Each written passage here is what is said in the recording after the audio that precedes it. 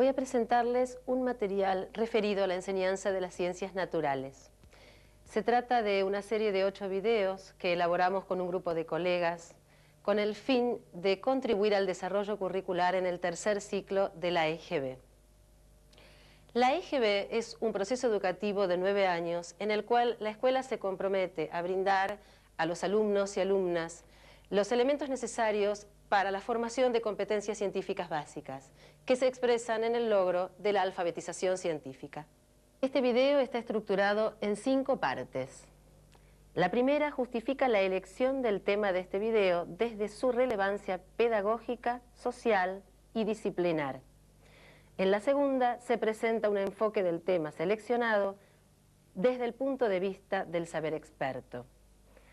En la tercera parte se presentan los contenidos a enseñar, definidos desde la opinión de los docentes y a través de la formulación de ideas básicas. En la cuarta se ponen a consideración algunas representaciones que los chicos tienen acerca de los materiales y sus propiedades.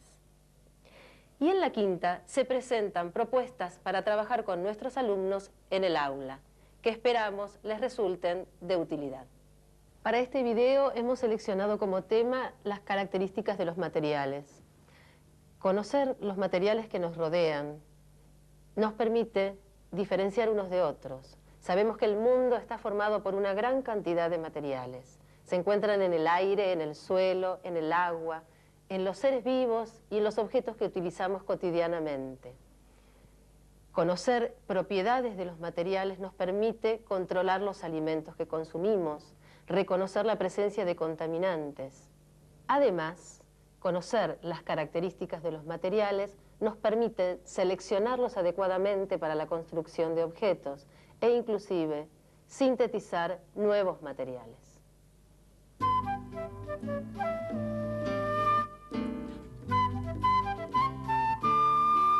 A continuación, el doctor Fabio Kukiernik nos brindará una síntesis de los aspectos más relevantes de este tema y nos explicará en qué consiste su trabajo. Cuando hablamos de materiales, tanto desde el punto de vista de la investigación como del desarrollo de la aplicación tecnológica, estamos haciendo referencia siempre al aprovechamiento de ciertas sustancias por sus propiedades. Existen materiales muy antiguos, conocidos por el hombre desde hace mucho, como el hierro, o como las piedras o el vidrio. Otros un poco más modernos como el cemento, los plásticos, y otros mucho más modernos como los superconductores, ferrofluidos, etc. Inclusive hay algunos materiales que se utilizan hoy en día como materiales, pero se conocían desde hace mucho, aunque sus propiedades no estaban explotadas. Algunos ejemplos son, por ejemplo, el uso de óxidos mixtos como materiales para registro de información, donde la propiedad clave que estamos aprovechando ahí es la magnetización, o los láseres de estado sólido, donde aprovechamos propiedades ópticas. Un punto clave en el dominio de todo lo que tenga que ver con materiales es la relación que existe entre la composición y las propiedades.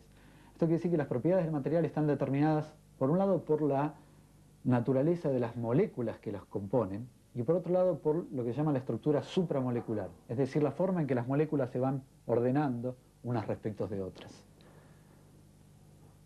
Es realmente la combinación de estos dos factores la que determina las propiedades del material. Podemos entender esto con el concepto, con una analogía, el concepto de ladrillo y pared.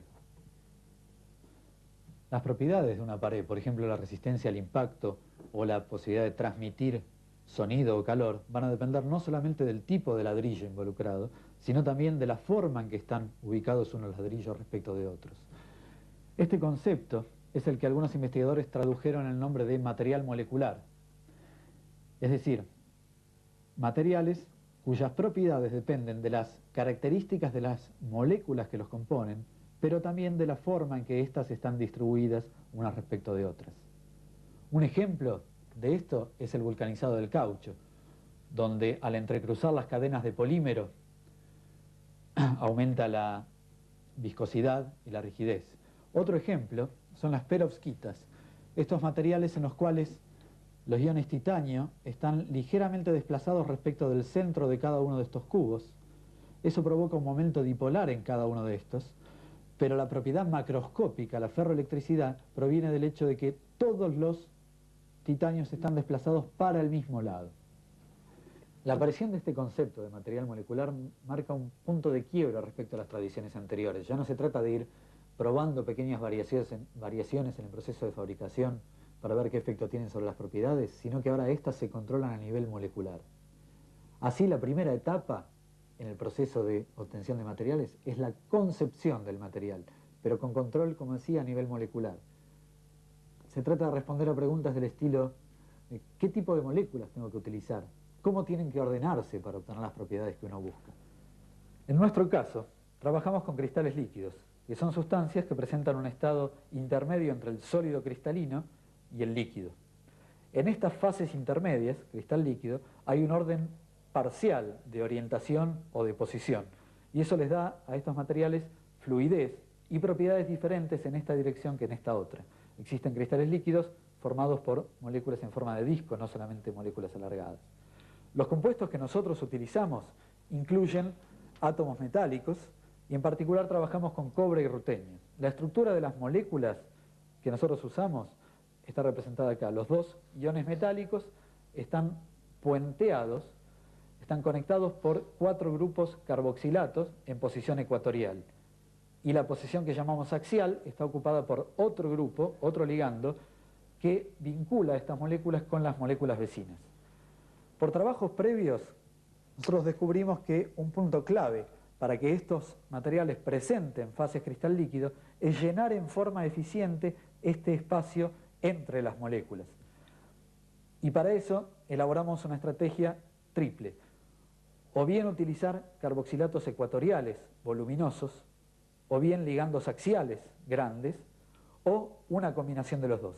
Y así es que decidimos sintetizar y estudiar materiales como este, con ambos tipos de ligandos voluminosos. Una vez pensados, estos materiales tienen que ser obtenidos, y eso constituye la segunda etapa, la del dominio de la síntesis, donde nos preguntamos qué secuencia de reacciones hay que llevar a cabo para obtener el producto a partir de las sustancias escogidas, o cómo optimizar cada uno de esos pasos. Por supuesto, es un trabajo de laboratorio. Lo primero que hacemos es sintetizar los ligandos que vamos a utilizar por una serie de reacciones que ponemos a punto, y luego separamos, purificamos los ligandos por separación sobre columna. Con los ligandos así sintetizados encaramos la síntesis de los materiales complejos que nos interesan, para lo cual tenemos que seleccionar las condiciones: solvente que vamos a utilizar, temperatura de trabajo, si lo podemos hacer al aire o no. Una vez que el producto está formado, tenemos que separarlo por filtración, luego de lo cual, una vez que obtenemos el sólido separado, procedemos a purificarlo. La siguiente etapa es la caracterización, para ver si el compuesto obtenido es el que se buscaba o no, y si además tiene la estructura que buscábamos. Para eso usamos varias técnicas complementarias: infrarrojo, análisis elemental, difracción de rayos X. Si el material que obtuvimos es el que buscábamos, entonces pasaríamos a la cuarta etapa, a estudiar sus propiedades físicas o físico-químicas. Por ejemplo, si presenta o no presenta una fase cristal líquido. Esto lo hacemos con un microscopio óptico y también con más detalle con otras técnicas como calorimetría diferencial de barrido o difracción de rayos X. Algunos de estos estudios los hacemos en colaboración con grupos de Francia y de otros lugares. En este caso, en el de este compuesto, ahí se ve que la fase cristal líquido aparece por encima de 140 grados.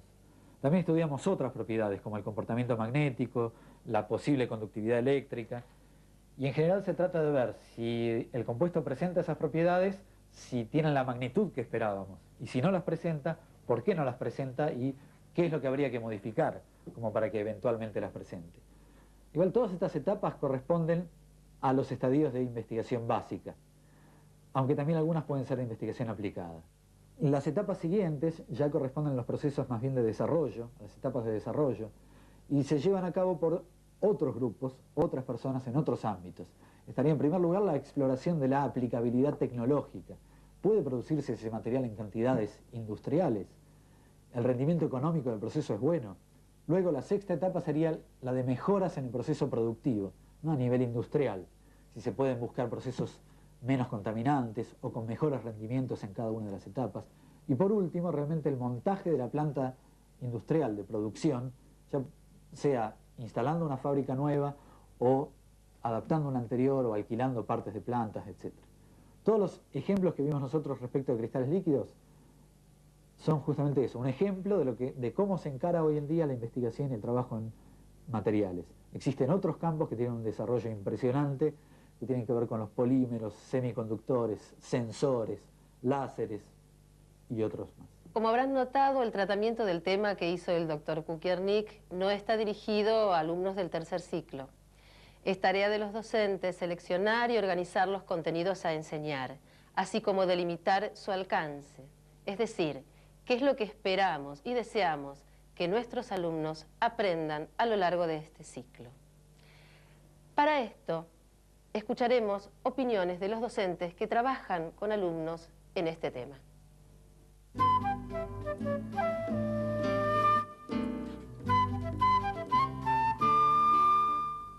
Materiales es un tema que está incluido en los CBC, que no estaba en los contenidos que trabajábamos del diseño curricular del 86. Por lo tanto, se está empezando a trabajar en las escuelas. No hay dificultades en cuanto a conseguir los materiales porque son de uso cotidiano. Sí, quizás en aquellas escuelas donde no contamos con laboratorio, que son de todos modos dificultades fácilmente subsanables porque podemos reemplazar, en el caso de que tenemos que calentar el material, no habiendo laboratorio, implica que no contamos con mecheros Bunsen, en ese caso usamos una cocina y el material se calienta en la hornalla. Y con respecto al uso de ácido, se puede hacer tomando las precauciones del caso, en el salón, sobre la mesa de los chicos, poniendo el ácido clorhídrico en frascos de vidrio. Además de enseñarle los metales y los no metales y su aplicación, se tiene que enseñar, por ejemplo, los materiales calcáreos. ¿Qué misión cumple un material calcáreo? ¿Qué es la cal? ¿Qué es el yeso? ¿Qué es el cemento? Mostrarle los distintos tipos de cales. ¿Qué es la cal apagada? ¿Qué es la cal viva? Que se hace simplemente con experiencias sencillas, muy fácil de ver. Podemos también indicar clasificaciones de los cementos, indicarle el fraguado, o sea, cómo se endurece en cemento, y mostrarle distintos tipos para que vean que de acuerdo a circunstancias puede acelerarse o no el fraguado o no del cemento. La aplicación que tiene y si es necesario construirle algunas piezas para que vea su endurecimiento. A continuación presentamos una secuencia de organización de los contenidos a enseñar para su tratamiento a lo largo de los 3 años en este ciclo. Desde ya no es la única secuencia posible. Proponemos trabajar este tema a lo largo del tercer ciclo con gradualidad creciente. En el 7º año se podría trabajar cuestiones tales como el reconocimiento de distintos materiales, sus propiedades físicas y el estudio de los estados de agregación, explicados con un modelo sencillo de partículas. En el 8º año se puede encarar el estudio de las interacciones entre los materiales, fenómenos tales como la solubilidad y reacciones químicas. En 9º año, la estructura del átomo nos proporciona un buen modelo para explicar las propiedades de los materiales, sus interacciones y los enlaces de las moléculas que los conforman. Este video aborda la primera etapa, es decir, está dirigido a alumnos del 7º año. Para definir el alcance de los contenidos a enseñar, formulamos un conjunto de ideas básicas. Las ideas básicas son proposiciones sencillas que expresan las nociones que esperamos que nuestros alumnos construyan a lo largo del proceso de aprendizaje. Están expresadas de manera tal como podrían decirla un alumno luego de trabajado el tema. Diferenciamos unos materiales de otros mediante las propiedades que los caracterizan. Muchas de las propiedades de los materiales pueden interpretarse con el modelo de partículas. En base a sus propiedades, los materiales se pueden clasificar en grandes grupos. Los sólidos, producidos industrialmente, se clasifican en metales, cerámicos y plásticos. Los materiales pueden sufrir dos tipos de cambios. En uno de ellos, el material sigue siendo el mismo. En el otro, se convierte en un material distinto. El conocimiento de las propiedades de los materiales les permite a las personas seleccionarlos para usarlos de diferente modo. Estas no son las únicas ideas básicas posibles de formular. Ustedes como docentes pueden agruparlas en ideas más abarcativas o desdoblarlas en otras más particulares. Hemos transitado ya las 3 primeras partes de este video. Inicialmente destacamos la importancia de los contenidos disciplinares, luego abordamos el tratamiento de dichos contenidos desde el punto de vista disciplinar o del saber experto, y luego presentamos los contenidos a enseñar mediante la delimitación de su alcance y una posible secuenciación en el ciclo. Ahora nos resta pensar cómo desarrollar el trabajo en el aula. Para encarar esta cuestión es necesario conocer qué representaciones tienen nuestros alumnos sobre el tema. Veamos qué dicen ellos.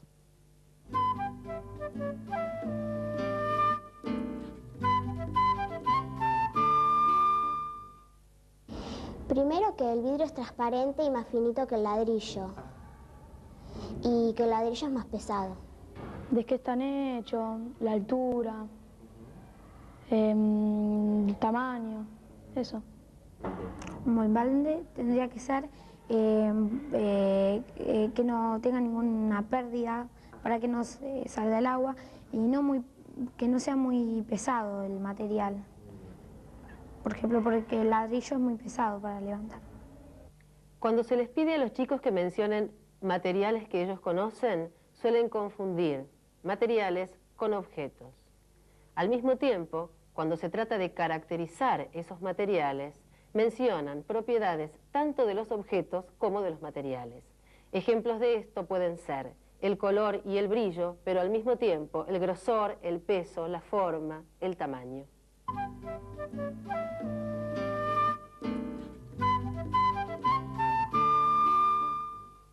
Ahora nos queda por presentar la última parte de este video.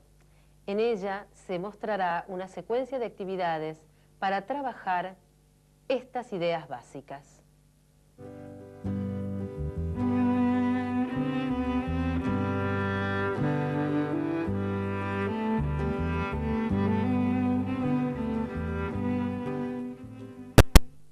Un poquito, hablar entre ustedes, saber qué es esta propuesta, ¿sí?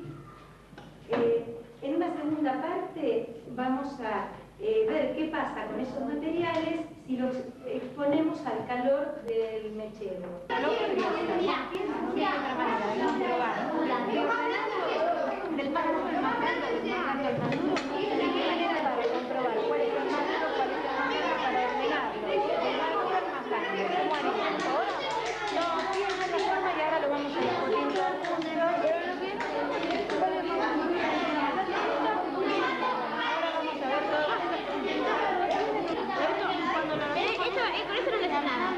Esto hace ruido cuando sí.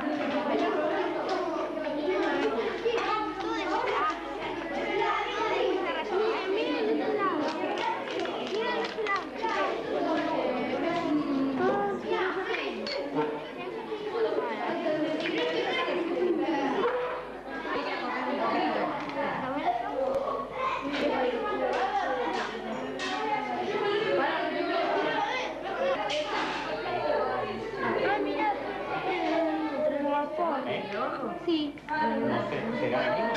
Para no lo quema. Sí. Se calienta. ¿Qué hace? Eso. ¿Se compra la ferretería? Sí, no está pagado. ¿Está?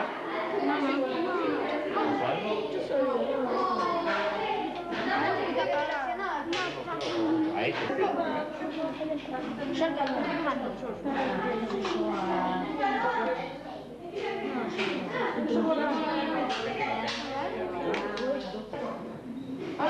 ¿Qué te aviso cuando la van a sacar? No, decime lo que van a hacer, así yo me anticipo y lo tomo bien. Si lo van a meter en el frasco, no sé, eso es lo que... Lo del frasco, ¿sabés por qué? Ah, yo sé por qué. Yo sé por qué el metal no, porque como va por acá, las cañeras son de metal. Salen chicas. ¿Alguno de ustedes se trajo una lata de coca? ¿Por qué? Para probar con metal. Yo sí. Ahora deja probar a otra de las chicas. Bueno, ahora probar. ¿Lo oyo? No, quédate todo el tiempo. ¿Provoca algún cambio?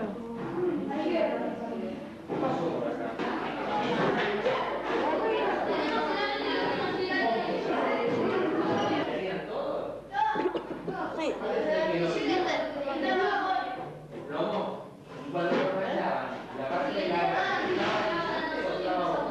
No le metan más de agua acá.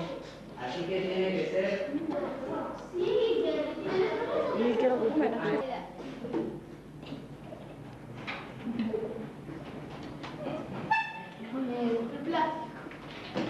Después en plásticos, ¿cuáles fueron? La pista era de Pepsi. Era de Pepsi, no puedes decir que era. No hagas propaganda. Pepsi. Están filmando, no hagas propaganda. ¿Qué es el material? ¿A qué corresponde el material que nos quedó, que no usamos? Aquí llegamos al final de este video. Les mostramos una modalidad de trabajo respetuosa de los contenidos disciplinares y que tiene en cuenta las representaciones de nuestros alumnos. Además, proponemos modificar estas representaciones para lograr un estado de conocimiento cada vez más cercano a las ideas científicas vigentes. Esperamos que este video les haya resultado útil, que lo puedan utilizar como disparador para discutir acerca de la enseñanza de las ciencias naturales en sus escuelas. Y además destacamos la importancia de trabajar con nuestros alumnos en un clima de cordialidad y respeto mutuo.